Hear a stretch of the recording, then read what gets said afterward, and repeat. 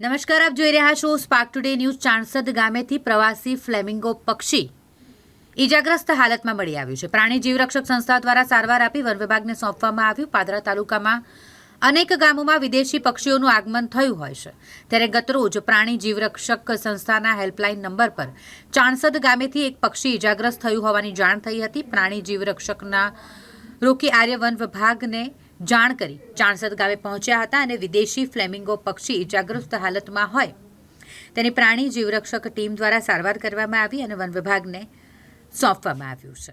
મારું નામ આર્યા રોકી છે અને હું પાદરા પ્રાણી જીવરક્ષક સંસ્થામાં વન્યજીવ બચાવ કામગીરી કરી રહ્યો છું. આજ રોજ જણાવીએ છીએ કે ગત રાત્રે અમને એક હેલ્પલાઇન નંબર પર કોલ આવ્યો હતો કે એક પક્ષી ઘાયલ હાલતમાં છે.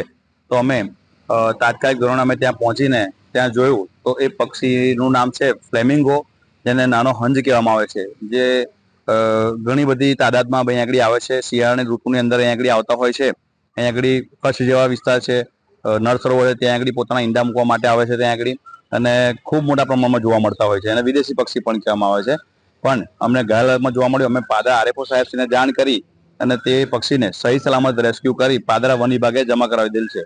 આ કોલ તમને કઈ જગ્યાએથી આવ્યો? અમને ચાણસદ ગામેથી આ કોલ આવ્યો હતો. ચાણસદ ગામ છે, ત્યાં આગળ એક રોડ સાહેબમાં એક ગંદુ બધું પડ્યું છે ત્યાં આગળ. તો એ જગ્યા પર બધું ઘાસ ને બધું પડ્યું હતું. ત્યાં આગળ એક જગ્યા પર સ્થિર ત્યાં બેસી રહેલું.